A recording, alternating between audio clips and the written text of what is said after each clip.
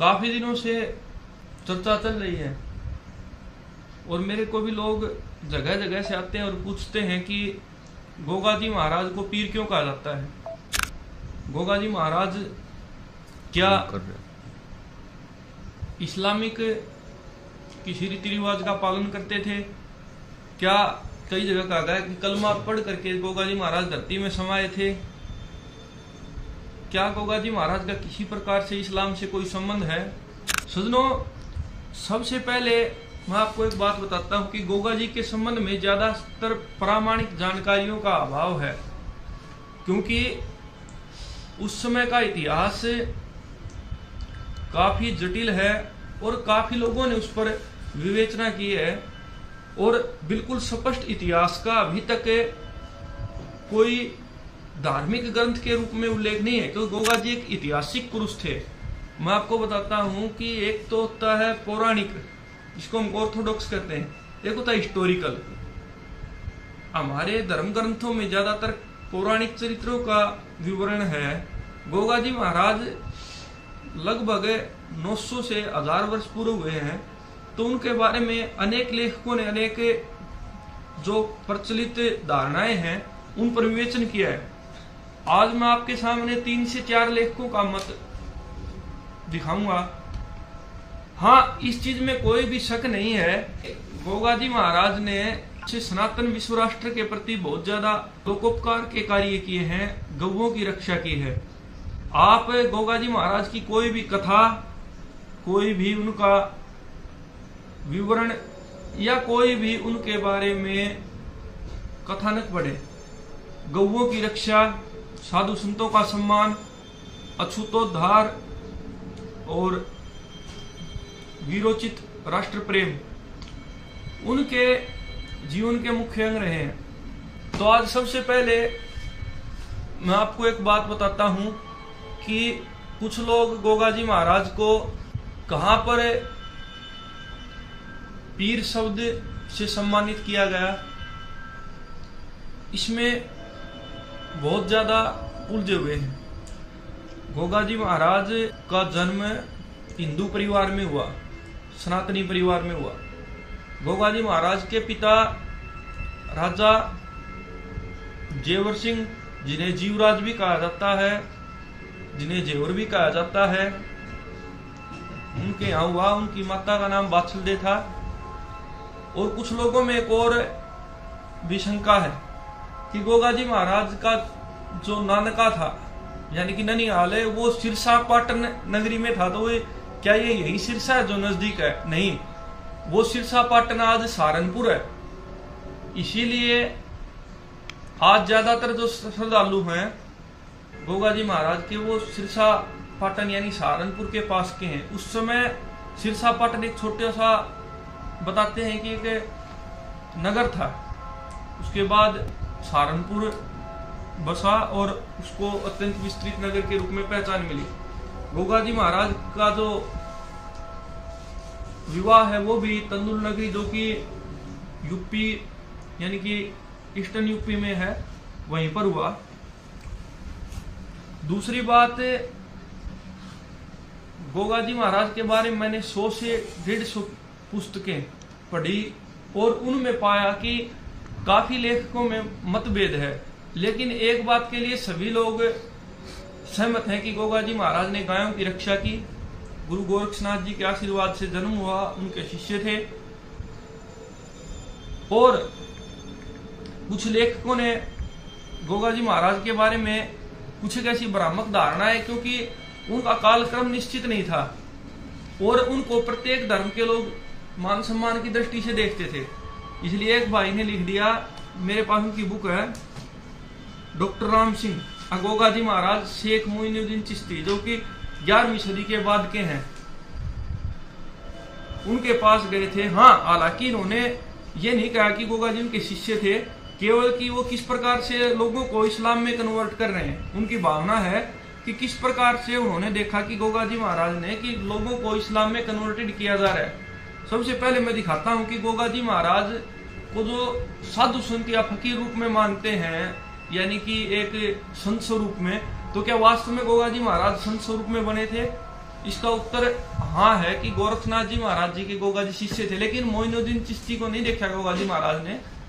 हमारे यहाँ पीर रतननाथ जी बोले जाते हैं, जो कि मक्का मदीना में गए थे।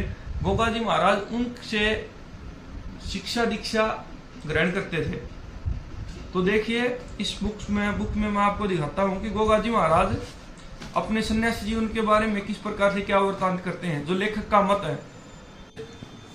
पुस्तक में मेरा सन्यासी घुमक्कड़ जीवन, यानी कि गोगा जी महाराज की आत्मकथा के रूप में ये पुस्तक लिखी गई है। तो इसमें हम देखते हैं हर जगह गायों के विषय में वर्णन है। एक तो मेरे आश्रम जीवन की एक तस्वीर, गोधूली की वेला, गायों के कंठ में बंधी घंटियों की ध्वनि सुनाई पड़ रही थी। उनके पीछे बछड़े और बच्चियां धूल उड़ाते हुए दौड़ रहे थे। भेड़ बकरियां मिलमिलाती चली हुई थी। ऊंट के बुलबुलाने का शोर वातावरण में गूंज रहा था। पेड़ पौधे वायु के मंझोंकों से झूम रहे थे। डालों पर चिड़िया चहचहा रही थी, गीत गा रही थी प्रेम के आनंद के। उनका संसार निराला था, न द्वेष का न ईर्ष्या का। इंसान के अवगुण पेड़ पौधों पक्षियों में देखने को नहीं मिलते। अर्थात गोगा जी महाराज सभी जीव जानवरों से प्रेम करते थे और गायों को विशेष प्रेम करते थे। अगली बात देखिए, मैं आपको दिखाता हूं इसी पर आगे। ये देखिए, गोगा जी के किसी पुरोहित से बात हो रही थी तो उन्होंने कहा, राजन, उदारवादी संत फकीर पीर हिंदू समाज में इस्लाम का प्रचार कर रहे हैं। यशोधर ने कुछ गंभीर होकर कहा, महाराज, सारे देश के गांव और शहर में अली और फातिम के थान बनाए जा रहे हैं। बोली बाली हिंदू जनता उनके बहकावे में आ रही है। क्या पुरोहितों, पंडों और पुजारियों का प्रभाव नहीं रहा जनता पर? मैंने जिज्ञासा प्रकट करते हुए पूछा। नहीं, गोगा जी पूछ रहे हैं, भाई क्या बात होगी? अपने आश्रम में जब उनके आश्रम में कोई आया तो उनसे पूछा, तो उन्होंने क्या कहा, महाराज, इन संतों और पीरों ने इस्लाम के प्रचार के लिए नायाब तरीका निकाला है। कैसा? यही कि भूखों को भोजन देना, दुखियों को सांत्वना देना, रोते हुए लोगों को आंसू पोंछना, बीमारों की सेवा करना, उनके मुरादों को पूरा करना, अपनी जादुई चमत्कारिक शक्तियों का इजहार करना। पुरोहितों ने समझाते हुए गोगा जी को कहा, जादू टोना जंतर मंतर झाड़ फूक से अनपढ़ जनता को रिझा रहे हैं। कौन? जो इस्लामिक उस समय एक दौर चल रहा था, उस समय गोगा जी से कोई पंडा पुरोहित बता रहा है तो ओह, यह तो शीत युद्ध है, हमारी संस्कृति पर अदृश्य आक्रमण। इतना ही नहीं राजन, गोगा जी से कहा, हे राजन, इतना ही नहीं, पीरों की ओर जन सैलाब उमड़ रहा है। वेद की वाणी मौन है, घंटा और आरती के स्वर शांत हैं। देव मूर्तियों को पसीना आ गया, मजारों पर चिराग जलाए जा रहे हैं। कैसी विडंबना है, मुस्लिम संतों की रहमत के लिए ताजे महकते फूलों की मालाएं चढ़ाई जा रही है नर नारी। मैं विचारों में खो गया, कितना विश्वास है देश में। नारियां सुहाग दौलत और औलाद के लिए सिजदा करती हैं, कैसे समझाऊं? ज्ञानियों के देश में अज्ञान की हवा बह रही, क्या किया जाए? पुरोहित जी, आप ही कुछ उपाय रखें। महाराज, संत फकीरों की तरफ पर हम लोग भी जनता को आकर्षित करें। पुरोहितों ने सुझाव देते हुए कहा, गोगा जी को दिनों पर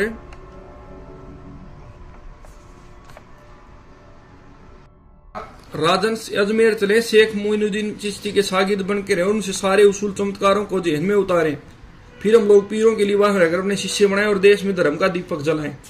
मतलब कोई राजा कह रहा था, इन्होंने गोगा जी को, मैं जो मोइनुद्दीन चिश्ती है उसके समकालीन माना है राम सिंह जी ने।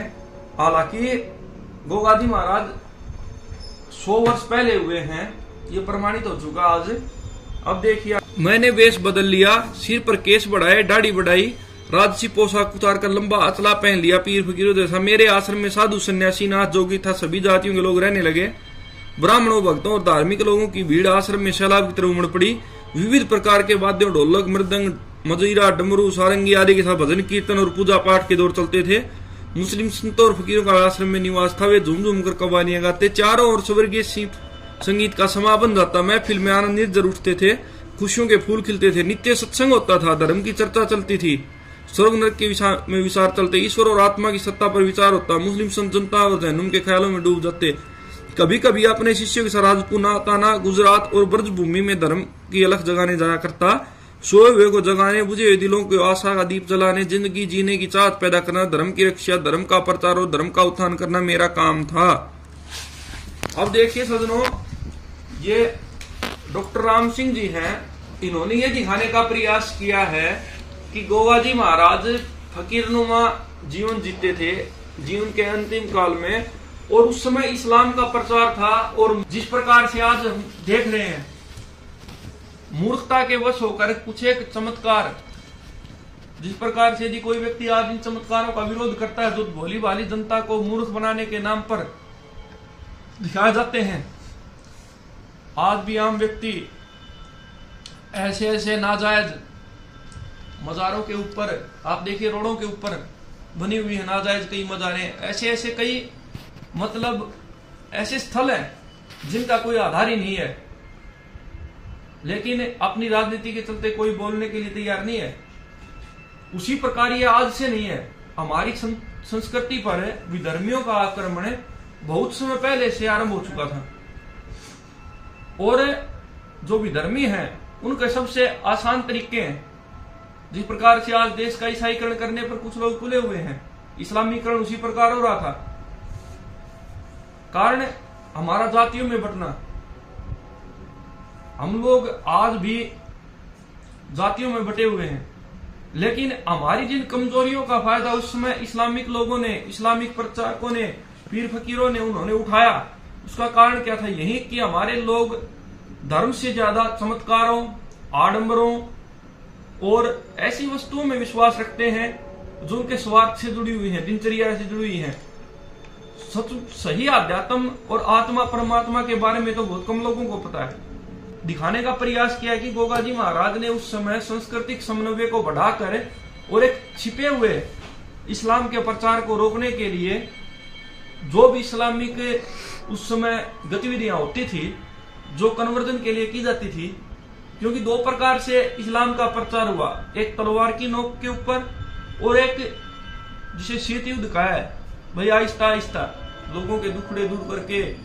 जैसे आज ईसाई लोग हैं, वो पैसा भी देते हैं भाई, शादी करवाते हैं, और शिक्षा के क्षेत्र में भी अनेक नाम लिए जा सकते हैं।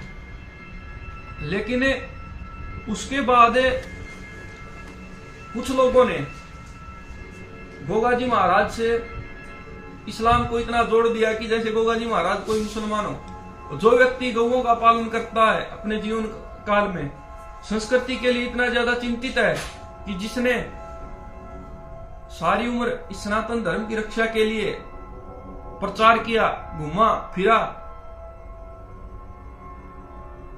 और उसके लिए आज कुछ दुष्ट लोग ऐसे शब्दों का प्रयोग कर रहे हैं कि गोगा जी महाराज मुसलमान हो गए, ये हो गए, पता नहीं क्या क्या शब्द कहे जाते हैं। जिस व्यक्ति ने आज से 1000 साल पहले जो देश का इस्लामीकरण हो रहा था उसको रोकने के लिए प्रयास किया, प्रत्येक जाति वर्ण इत्यादि को समान भाव से देखने की शुरुआत की। और दूसरी बात, एक वाल्मीकि भाई की और दिन मैंने वीडियो देखी है कि हमारा वाल्मीकि समाज बहुत अधिक गोगा जी महाराज को मानता है अपना, कारण कि उन्होंने अछूतों को गले से लगाया। लेकिन वो मूर्ख व्यक्ति का है कि राजपूत उस समय में वाल्मीकि को अंदर ही नहीं घुसने देते थे। बताओ रत्ना सिंह जी को कहां अंदर घुसने दिया होगा, और आज वाल्मीकि समाज गोगा जी को पूछ रहा है। अरे भाई, नहीं घुसने देते थे और घुसने की आज्ञा दी और बराबरी का व्यवहार किया, तभी तो आज तक वाल्मीकि समाज उनका सम्मान करता है। इस प्रकार से समाज को बांटने की कुछ लोग, दुष्ट लोग साजिशें रच रहे हैं। कारण हम लोग अपने बच्चों को अपनी संस्कृति से परिचित नहीं करवाते। कहा जाता है रावण भी महान था। हाँ, रावण कुछ मायनों में महान हो सकता है, लेकिन ये मत भूलिए कि कुछ पाश्चात्य और ऐसी संस्कृतियों से प्रभावित होकर के लोग हमारे धर्म को फिर से उसी शीत युद्ध की तरफ ले जाने की कोशिश कर रहे हैं। इसलिए कम से कम हमारे आराध्य भगवान श्री राम, भगवान श्री कृष्ण, झारवीर गोगा जी महाराज, गुरु गोरक्षनाथ जी, हमारे जगत गुरु आदि शंकराचार्य जी, भगवान शिव, उनके बारे में और चमत्कारों से ज्यादा आत्मा, परमात्मा और छह दर्शन, वेद के सिद्धांत, मौलिक सिद्धांत, इन चीजों के बारे में अपने बच्चों को बताने की या दिखाने की कोशिश करें, चाहे टीवी सीरियल में हो या किसी धर्म ग्रंथ को अपने घर में रख के, कम से कम कुछ एक धर्म ग्रंथ तो हमारे प्रत्येक सनातनी के घर में होने चाहिए।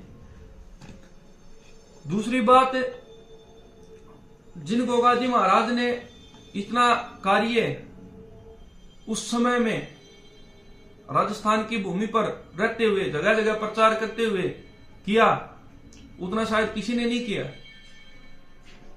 दूसरी बात, हमारे नाथ संप्रदाय में पीर शब्द को इसी कारण स्वीकार किया गया है क्योंकि नाथ संप्रदाय ने सभी जाति मजहब, सभी दीवारों को पार करके, दीवारों को तोड़ करके, जाति मजहब की दीवारों को तोड़ करके दीक्षा दी गुरु महाराज गोरक्षनाथ जी ने, क्योंकि योग का कोई आधार जाति से संबंधित नहीं है।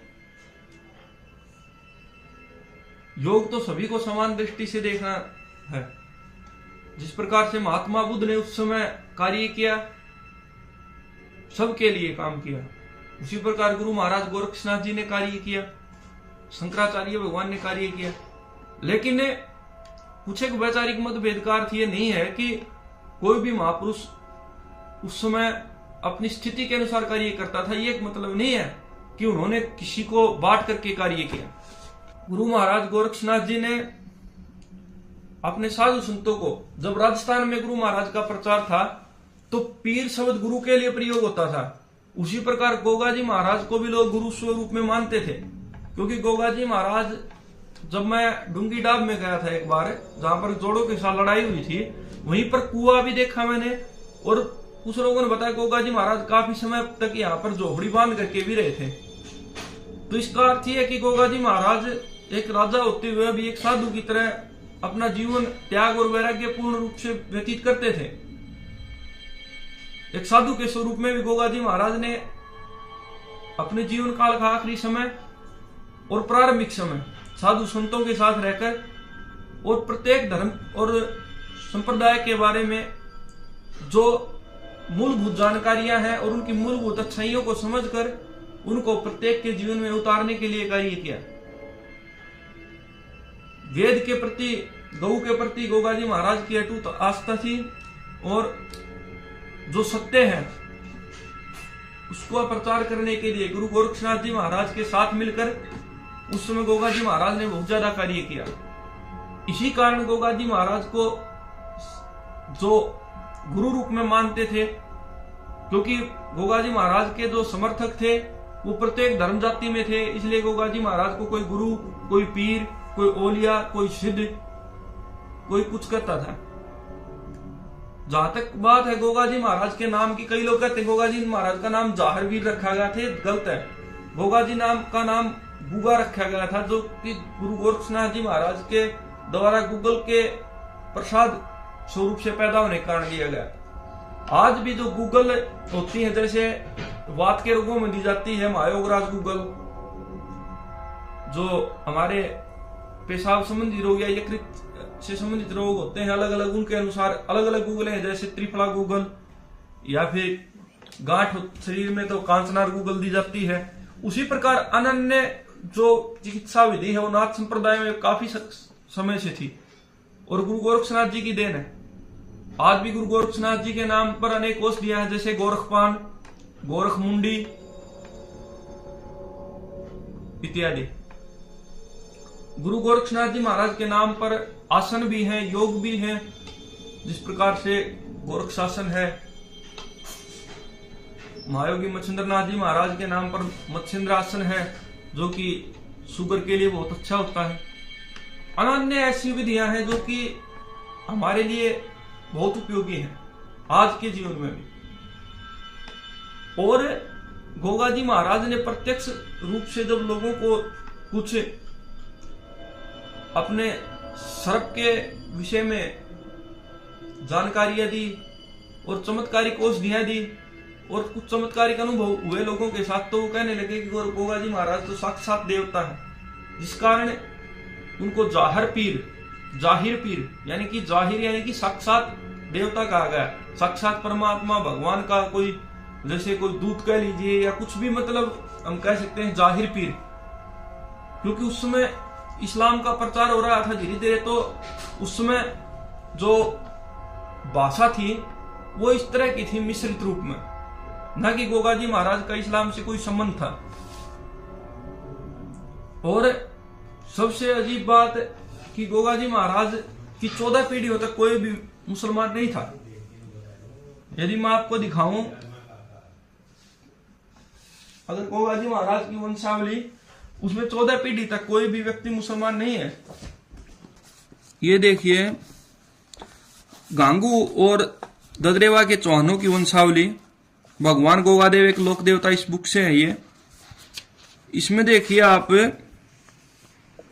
गंगराय, जिसको गंगाराम भी कहा जाता है, गांगू पर राज करने वाले, इनके पुत्र हुए हर्षदेव, अनहरदेव, चंदजी, इंद्रजी और पुत्री जीर्ण देवी।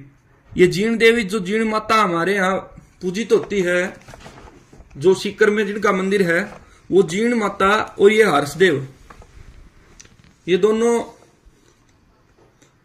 हर्षदेव और ये पुत्री जीर्ण, ये जीर्ण माता इनकी गांगू जी की लड़की है, हर्षदेव जी। और इनमें जो अनहरदेव जी है, जिन्हें कन्है देव जी कहा जाता है, कई जगह कन्है राव भी, उनके पुत्र अमरा, अजरा, सिद्धरा, भजरा, ये अमरा जी, उमराव जी हैं, जो गोगा जी के दादाजी हैं। वो पुत्री जी, मतलब जो जीर्ण माता है, ये गोगा जी के दादा की सगी बुआ जी हैं। ये देखिए पुत्री जीर्ण देवी, और अमरा जी के जंवर जी यानी ददरेवा पर राज करने वाले जेवर जी, और जेवर जी के गोगा राणा, नानिग, बैरसी, शेष और धरा, यानी कि बड़ी रानी बाछल से गोगा जी और नानिग पैदा हुए, और ये बैरसी, शेषा, धरा। और गोगा जी के बाद जो बैरसी जी गद्दी पर बैठे, उनके बाद देवराज जी, जसराज जी, केशवराज जी, विजयराज जी, हरराज जी, उसके बाद केशवराय और नंदराय, पृथ्वीराज, लालचंद, अजयचंद, भोपाल राय, राव जैतसी। 1273 में एक शिलालेख मिला था कि राव जैतसी के नाम से विक्रमी संवत 1273 में। इससे से आप अंदाजा लगा सकते हैं गोगा जी महाराज का कार्यकाल लगभग 1000वीं ईस्वी के पूर्ववर्ती होगा। और राव जैतसी के पुत्र पुनपाल, मूलराज, अस्ताल, दोका, सागा, रातू, पातू, महियाल और रूपराय, रावण, तिहुपाल, मोटे राय चौहान। अब ये मोटे राय चौहान में के पुत्र जैन सिंह, करम सिंह, जबर सिंह, जस जगमाल सिंह, जयराज, भोजराज, इनमें देखिए तीनों भाइयों ने मुस्लिम धर्म स्वीकार किया। जैन सिंह और करम सिंह और जबर सिंह ने, केवल जगमाल ही राजपूत रहे। अब देखिए 1 2 3 4 5 6 7 8 9 10 11 12 13 और 14, ये पूरी 14 पीढ़ियां हैं। इन 14 पीढ़ियों के अंदर कोई भी मुसलमान नहीं है। अब मानिए अगर गोगा जी महाराज ने कहीं भी इस्लाम स्वीकार किया होता तो 14 पीढ़ियों में से कम एक जगह तो कोई इस्लामिक व्यक्ति होता, लेकिन ये बिल्कुल गलत और मिथ्या बात है। गोगा जी महाराज सनातनी थे और विशुद्ध सनातनी थे।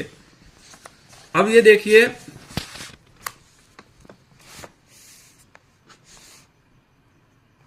ये देखिए सामाजिक कुरीतियों, छुआछूत विरोधी गोगादेव। श्री हरिद्वार गोगादेव के अवतरण रूप में जो प्रसाद बाछल रानी को प्राप्त हुआ, उसी अंश से रतन सिंह मेहतर, बज्जू सिंह, जो आजकल हम लोग कहते हैं अनुसूचित जनजाति का नाम लिखा हुआ है, नरसिंह पांडे और पशु रूप से नीली घोड़ी से लीले बछेरे का जन्म एक ही अंश से हुआ था। कारणवश गोगा जी बचपन से ही सामाजिक कुरीतियों जैसे छुआछूत, जातिवाद, वर्ण व्यवस्था के विरोधी थे। कारणवश वे सदा इन छोटी कौम के लोगों को अपने साथ रखकर खेल कूद करके उनके साथ ही बड़े हुए एवं राजतिलक होने के पश्चात भी उन नीची जातियों के लोगों को सदा अपने साथ रखा। यही कारण था कि जिस समय खासकर राजस्थान में जातिगत भेदभाव बोलबाला था, मंदिरों में अछूतों का प्रवेश निषेध था, अछूतों को गांव को बाहरी सीमा पर रहने की को स्थान दिया जाता था। तब ऐसे समय में गोगादेव ने राजपूत कुल में जन्म लेने के बाद भी सदा उन्हें अपने साथ रखा। दत्तखेड़ा नगर में ऐसे मंदिर का निर्माण करवाया जहां सभी जाति के लोग पूजा अर्चना हेतु बिना भेदभाव के आ जा सकते थे। उन्होंने मंदिर निर्माण कराकर अछूतों को उसमें प्रवेश कराकर छुआछूत का का विरोध करके सामंतवादी विचारधारा से परे अनोखी मिसाल कायम की। यही कारण था कि गोगादेव सभी में समान भाव रखने वाले समाजवादी वीर पुरुष थे। अतः वे सदा ही अपने साथ रतन सिंह मेहतर बज्जू को प्रत्येक कार्य में अपने साथ अग्नि रखते। गोगादेव ने अपनी सेना में रतन सिंह मेहतर को प्रधान सिपह सालार नियुक्त किया था एवं प्रत्येक छोटी और बड़ी लड़ाइयों में अपने साथ सेना में वीर के रूप में रखते थे। गोगादेव के साथ रतन सिंह ने वीरतापूर्ण युद्ध करते करके उनके हृदय में अमिट छाप छोड़ी थी एवं प्रत्येक युद्ध में उनके साथ युद्ध फतेह करके आते। इस कारण गोगादेव ने रतन सिंह मेहतर को तिलक करके बीजल खंडा देकर एवं अशोक प्रदान कर अपनी सेना का प्रमुख सेनापति पदभार दिया था। तभी से रतन सिंह को उन्होंने फतेह सिंह, जन्म में फतेह करने वाले वीर की पदवी देकर फतेह सिंह पुकारते थे। अब देखिए ये कई जगह एक लोगों में भ्रांति भी है, कई कहते हैं फतेह सिंह कोई राजपूत था और वो अलग से गोगा जी का साथी था। नहीं, सभी लड़ाइयों को फतेह करने के कारण श्री रतन सिंह जी चावरिया का नाम ही उन्होंने फतेह सिंह निकाला था और वो पगड़ी बदल यार तो थे ही गोगा जी के। अब देखिए आगे, रतन सिंह मेहतर ने सम्मान पाकर अपनी वाल्मीकि समाज का नाम गौरवान्वित किया एवं उत्तरदायित्व को निष्ठापूर्ण रूप से निभाकर वाल्मीकि समाज का नाम बढ़ाया और अपने शरीर में रक्त की अंतिम बूंद तक लड़कर गोगादेव का साथ निभाया एवं अपने पदभार का सम्मान रखा। रतन सिंह 12वीं लड़ाई में मुगलों से युद्ध करता हुआ वीरगति को प्राप्त हुआ तथा हम कौम का नाम लेकर गोगादेव के पक्ष में युद्ध करता हुआ प्राण उत्सर्ग कर अपना नाम अमर कर जब एक ऐसे वीर पुरुष का अंत हुआ जिसने अपनी जाति के नाम को गौरवान्वित कर ऐसे सामंतवादी स्थिति में उच्च स्थान दिलाया एवं छुआछूत विरोधियों को एहसास कराया कि मनुष्य जन्म या जाति से नहीं अपितु कर्म से प्रधान होता है। यही कारण है कि जिस प्रकार गोगादेव ने हम कौम के वीर रतन सिंह को सदा अपने साथ बनाए रखा तथा वर्तमान में भी हम उस वीर रतन सिंह को सम्मानपूर्ण कर्तव्यों के कारण गोगादेव को अपना आराध्य देव मानकर पूज रहे हैं। उनका झंडा निशान आस्था के लगन के साथ उठाते हैं। अब देखिए मैं किस बेस से ये कह रहा हूं, गोगा जी महाराज 11वीं शताब्दी के आसपास हुए हैं, क्योंकि कई लोग उन्हें 12वीं शताब्दी में 1193 के आसपास का बताते हैं, कोई कहीं का। उसका मैं आपको मूल कारण बताता हूं क्या है। ये देखिए इधर, क्योंकि इतिहास के मुख्य स्रोत होते हैं या तो हमारी प्रचलित कथाएं या फिर मुख्य आधार होता है खुदाई से प्राप्त जो लेख हैं वो शिलालेख वगैरह। तो गोगा जी के वंश के जो एक मोटेरा चौहान जी थे उनसे पूर्ववर्ती एक अभिलेख मिला है जो डॉक्टर दशरथ शर्मा ने निकाला था। देखिए एक बार, गोगा जी चौहान का विवेचन करने वाले अधिकांश विद्वानों ने स्वीकार किया है कि गोगा जी महाराज उनका संबंध दत्तखेड़ा या ददरेवा गोगामेड़ी से था। एम घायल के अनुसार गोगा जी 11वीं सदी के प्रारंभ में जन्म लिया और उस समय चौहान राज के अधीन सांबर और दरखेड़ा था। मास्टर नाथुआ बेकल के अनुसार उनका गोगा जी देव जी का चौहान का जन्म 10वीं शताब्दी के अंत या 11वीं शताब्दी के प्रारंभ माने गए। डॉक्टर दशरथ शर्मा के अनुसार गोगा जी का समय 11वीं शताब्दी का है। उन्होंने इस मान्यता को 2 आधारों पर सिद्ध किया। प्रथम, जान कवि द्वारा रचित कायम खां रासो और दूसरा संवत 1270 ईस्वी और संवत 1293 का ददरेवास से प्राप्त यह प्राचीन अभिलेख जिसमें मंडलेश्वर गोपाल पुत्र राणा जय सिंह का नाम उल्लेखित है।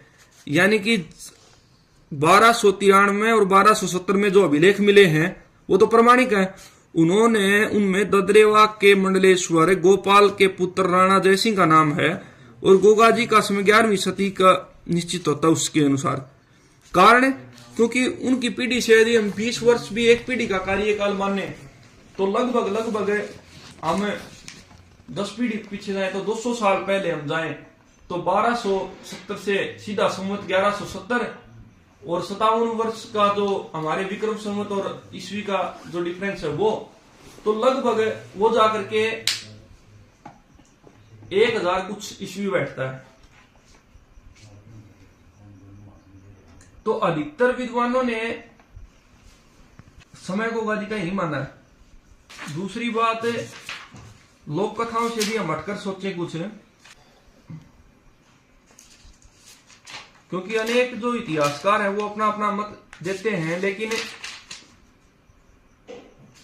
जो कुछ इतिहास में वर्णित होता है उसमें ज्यादातर खुदाई से प्राप्त जो शिलालेख हैं उनको ही प्रामाणिक माना जाता है। इसलिए शिलालेखों का तो मैंने आपको दिखा दिया।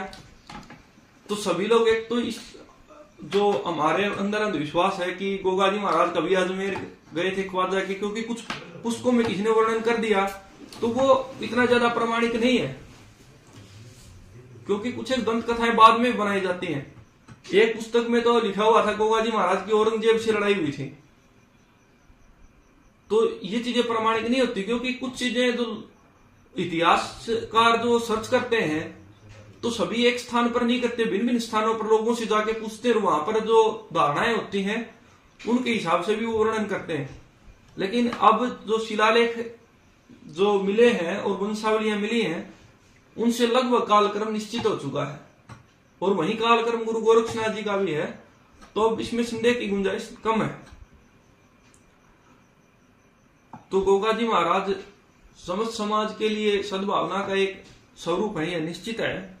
और अब अंत में मैं आप सबसे यही आग्रह करता हूं कि अपने बच्चों को कम से कम कुछ एक धार्मिक आध्यात्मिक प्रवृत्ति के पुस्तकें, या कम से कम भगवान राम और भगवान कृष्ण के बारे में कम से कम, न कि जो उनके नाम पर दुकानदारियां हो रही हैं, चमत्कार, ठगी, ये नहीं, सच्चे आर्य साहित्य को पढ़ाएं और कम से कम उनके बारे में कुछ एक जानकारियां जरूर दें, ताकि वो लोग जीवन में उनके चरित्र को धारण करें, न कि जो कुछ भगवान राम और कृष्ण के नाम पर आज के दिन झूठे कपोल कल्पित जो कथाएं बना दी गई हैं, अमर्यादित कुछ लोग आज हम फोन पर देखते हैं, हमारे जो पूर्वज उनके बारे में बोल रहे हैं। देखिए सज्जनों, हमारी संस्कृति को तोड़ने के लिए शुरू से प्रयास होते आ रहे हैं, लेकिन ये हमारा सनातन है, क्योंकि ये सत्य पर टिका हुआ है। आज कुछ दुष्ट लोग हैं जो जिनको सनातन की परिभाषा का भी नहीं पता है, और वो लोग बयान देते हैं कि यदि कोई व्यक्ति सत्य बोलता है तो सनातन का विरोधी हो जाता है। सज्जनों, सनातन का विरोधी कोई नहीं है, और न ही सनातन का विरोध करने से वो खत्म हो सकता, क्योंकि सनातन का मतलब ही है, जिसे महात्मा बुद्ध भी कहते हैं, ऐसा धम्म सनातन है, यह धम्म या धर्म सनातन है। सनातन का अर्थ जो सदा से है, जल का स्वभाव शीतलता देना है, वायु से हमें प्राण मिलता है, ये सनातन है। किसी भी मूर्ति की पूजा करना, ढोंग करना, पाखंड करने को यदि आप आज सनातन का नाम दे रहे हैं तो ये भी मूर्खता है। सच्चे सनातन को पहचानिए, दर्शन पढ़िए, वेद पढ़िए, आर्य साहित्य पढ़िए, ढोंग से बचिए। आदेश। ओम नमो नारायण। जय श्री राम। नमो बुद्धाय।